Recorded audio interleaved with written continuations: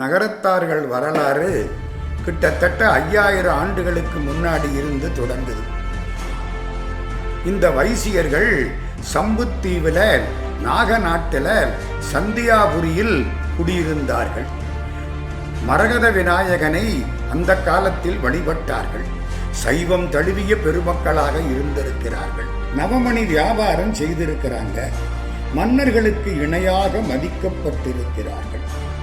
இந்த நாகநாடு எங்கே இருக்குன்னு கேட்டா, ஆந்திராவுக்கு பக்கத்தில் இருந்து பின்னாலே பூமியில் அழுந்தி மறைந்திருக்க கூடும்னு பேராசிரியர் டாக்டர் வாசுவ மாணிக்கனார் குறிப்பிடுகின்றார்கள். இந்த நாகநாட்டில் நகரத்தார்கள் கிமு 2898 வரைக்கும் வாழ்ந்திருந்தார்கள். இந்த 2898க்கு பின்னால சில நிகழ்ச்சிகள் நடந்தன. நாகநாட்டு மன்னன் கொடுமை தாங்காமல் காஞ்சிபுரத்துக்கு வந்தார்கள். அரச மரியாதையோட நவமணி வியாபாரம் செய்தாங்க. இது 2897 இருந்து கிமு 2897 இருந்து கிமு 790 வரை 2100 ஆண்டுகள் காஞ்சிபுரத்தில் வசித்தார்கள். இது இரண்டாவது. மூணாவது கிமு 789 இருந்து 706 வரை கிட்டத்தட்ட 1495 ஆண்டுகள் இவர்கள் வாழ்க்கை. இது மூணாவது. காஞ்சி மன்னன் பிரதாபராஜன் வணிகர்களுக்கு நியாயமில்லாத அபராதம் போட்டிருக்கிறான். அதனால இவர்கள் அங்கிருந்து புறப்பட்டார்கள். கிமு 789 புறப்பட்டு சோழ நாட்டில் காவிரிப்பூம்பட்டினத்தில் சோழ மன்னன் கேட்டுக்கொண்டபடி 3 தெருக்களில் குடி போனார்கள். கிழக்கு தெரு, மேற்கு தெரு, தெற்கு தெரு. மன்னன் இவங்களுக்கு 3 உரிமை கொடுத்தான். 1 சோழ மன்னர்களுக்கு முடிசூட்டக்கூடிய உரிமை, 2 இவங்களுக்குன்னு சிங்கக்கொடி வைத்துக் கொள்ளக்கூடிய உரிமை, 3 நகரத்தார் மாளிகையில் தங்க கலசம் அமைத்துக் கொள்ளக்கூடிய உரிமை. இவைகளெல்லாம் தரப்பட்டன. ரத்தின மகுடதன வைசியர்கள் என்று அழைக்கப்பட்டார்கள். இதெல்லாம் கிபி 706 வரை நடந்தது. இந்த காலகட்டத்தில் 674 ஆட்சிக்கு வந்த ஒரு பூவந்தி சோழன் தனவைசிய பெண்களை சிறை பிடித்தார். அதனால வைசியர்கள் 8000 குடும்பத்தாரும் அவங்களுடைய 1502 ஆண் குழந்தைகளை மட்டும் ஆத்மநாத சாஸ்திரிங்கிறவர்கிட்ட ஒப்படைத்து விட்டு தற்கொலை செய்து கொண்டார்கள்.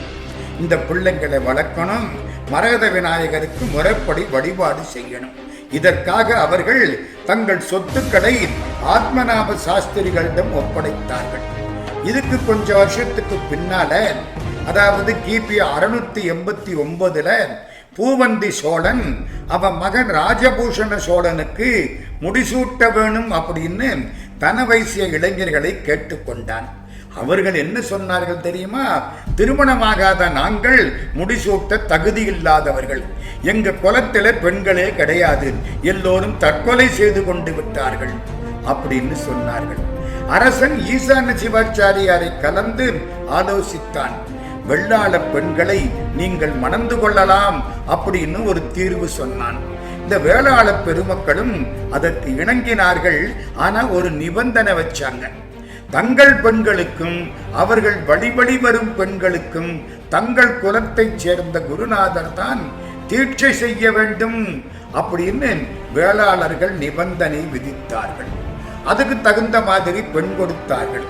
கீழத்தெருவிலை வாழ்ந்த 7 வழியினரான 502 வைசிய இளைஞர்கள் சோழிய வேளாள பெண்களை மணந்து கொண்டார்கள். இந்த பெண்களுக்கு குருவா ஸ்ரீவாஞ்சியத்திலே வாழ்ந்த நிரம்ப அழகிய தேசிகர் அப்படிங்கிறவர் ஏற்றுக்கொள்ளப்பட்டார். இதெல்லாம் 707 வரைக்கும். கிபி 707 இருந்து கிபி 1565 வரை இதற்கு அடுத்த சரித்திரம் நடந்திருக்கிறது. இந்த கிபி 707 சௌந்தர பாண்டிய மன்னன் ராஜபூஷண சோழனை சந்தித்தான். இந்த பாண்டிய நாட்டுக்கு நல்ல குடிமக்கள் வேண்டும், நீங்க அனுப்பி வைக்கணும் என்று கேட்டுக்கொண்டான். இந்த சோழன் என்ன பண்ணான் தெரியுமா? மகுடதன வைசியர்களில் சிலரை மட்டும் பாண்டி நாட்டுக்கு செல்ல வேண்டும் என்று கேட்டுக்கொண்டான். அவங்க என்ன சொன்னாங்க? நாங்க 3 தெருவாரும் பிரிய மாட்டோம், போனா எல்லாரும் போவோம், இருந்தா எல்லாரும் இருந்துடுவோம் என்றார்கள். சோழன் எல்லோரையும் பாண்டியனோடு அனுப்பிவிட்டான். நகரத்தார்கள் இங்கே வந்தார்கள். பாண்டியன் அவர்களுக்கு இன்றைய செட்டிநாட்டு பகுதியை கொடுத்தான். வடக்கிலே வெள்ளாறு, மேற்கிலே பிரான்மலை, தெற்கிலே வைகை, கிழக்கிலே கடல். வெள்ளாறது வடக்காம், மேற்கு பிரான்மலையாம், தெள்ளு புனல் நந்தி தெற்காகும், ஒள்ளிய நீர் எட்டிக்கடல் கிழக்காம், ஈதன்றோ பேரரண் சேர் செட்டிநாட்டு எல்லையென செப்பு அப்படின்னு நம்ம புலவர்கள் பாடினார்கள். இந்த பகுதி அவர்களுக்கு கொடுக்கப்பட்டது. அரியூர் நகரம், பிரான்மலை கோயில், சுந்தரப்பட்டினம், அதில் உள்ள கோயில், இளையாத்தங்குடி நகரம், அங்கே உள்ள கைலாசநாதர் கோயில் எல்லாத்தையும் இந்த காலத்தில் பாண்டியன் நகரத்தார்களுக்கு கொடுத்தான். இவங்க காவிரிப்பம்பட்டினத்திலே இருந்து வந்ததுனால, காவிரிப்பம்பட்டினத்துக்கு நகரம்னு பேர் இருந்ததுனால நகரத்தார் என்று அழைக்கப்பட்டார்கள். அங்கே மேற்கு, தெற்கு, கிழக்கு தெருக்களில் வாழ்ந்த இளைஞர்கள் 3 வெவ்வேறு வேளாளர் குல பெண்களை மணந்தார்கள். அதனால நாளடைவில் அவங்களுக்குள்ள கொஞ்சம் ஒற்றுமை குறைவு ஏற்பட்டது. பிரிந்தார்கள். பிரிஞ்ச போது மேற்கு தெருவில் இருந்த 6 வடியாரும் அரியூர் நகரத்தையும் பிரான்மலை கோயிலையும் பெற்றுக்கொண்டார்கள். தெற்கு தெருவிலே வாழ்ந்த 4 வடியாரும் சுந்தரப்பட்டினத்தையும் அந்த ஊர் கோயிலையும் பெற்றுக்கொண்டார்கள். இந்த கீழத்தெருவில் வாழ்ந்த 7 வழி வைசியர்கள் இளையாத்தங்குடி நகரத்தையும் அந்த ஊர் கோயிலையும் பெற்றுக்கொண்டார்கள். மரகத விநாயகர் சிலையை எல்லாரும் வைத்திருக்க வேண்டும் என்பதற்கு பதில் அரியூரார் பொறுப்பில் இருப்பது என்றும் வழிபாட்டை 3 பேரும் பொதுவாக நடத்துவது என்றும் முடிவு செய்தார்கள். அப்புறம் 7 வழியாரான இளையாத்தங்குடி நகரத்தார் தனித்தனியாக பிரிந்தார்கள். பாண்டியன் கிட்ட போய் எங்களுக்கு தனித்தனி கோயில் வேணும்னு கேட்டாங்க. இதுல இளையாத்தங்குடியில திருவேட்பூர் உடையார் 2 வகையாக பிரிந்தார்கள். அதனால மன்னன் இவர்களுக்கு இளையாத்தங்குடி உள்பட 9 கோயில்களை கொடுத்தான்.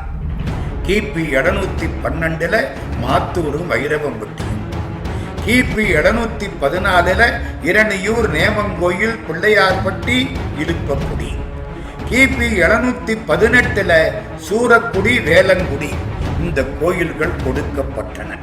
இதுதான் நகர கோயில்கள் 9 வரலாறு இப்பொழுது சொல்லப்பட்டு வருகிறது. இந்த இளையாத்தங்குடியில ஒக்கூர் பிரிவு நகரத்தார்களுக்குத்தான் முதல் மரியாதை கொடுக்க வேண்டும் அப்படிங்கிறது நகரத்தார்களின் எழுதாத சட்டம். இதுக்கு என்ன காரணம்?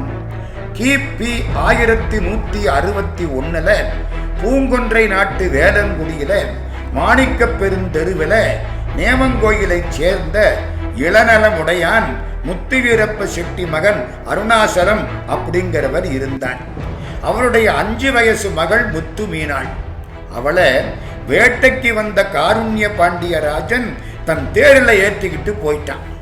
நகரத்தார்கள் கூட்டம் போட்டார்கள். அந்த பெண்ணுக்கு நம்ம சாதி நியாயப்படி முறை செய்ய வேணும் என்று முடிவெடுத்தார்கள். மன்னனிடத்திலே சென்று கேட்டார்கள். மன்னன் என்ன சொன்னான் தெரியுமா? உங்க பொண்ணுன்னு தெரிஞ்சா தூக்கி வந்திருக்க மாட்டேன், நான் அவளை உங்கள்கிட்ட ஒப்படைச்சா நீங்கள் உங்க சாதி முறைப்படி கொன்று விடுவீர்கள் அப்படின்னு பல பேர் சொல்றாங்க. அப்படி நீங்கள் அவளை கொன்று விட்டால் 1 தலைக்கு 8 தலை 8000 பொன் அபராதமாக வாங்குவேன் அப்படின்னு எச்சரிச்சான். பாண்டிய மன்னன் பெண்ணை நகரத்தார்கள்ட்ட ஒப்படைச்சான். நகரத்தார்கள் சாதி வழக்கப்படி அவளை கொலை செய்து விட்டார்கள். அபராதம் கட்ட தயாரானார்கள். 8000 பொண்ணை எடுத்துக்கொண்டு போனார்கள். 7 வழியாரும் ஆளுக்கு ஒரு தலை கொடுக்க தயாரானார்கள். இந்த 8வது தலையை யார் கொடுக்கிறது?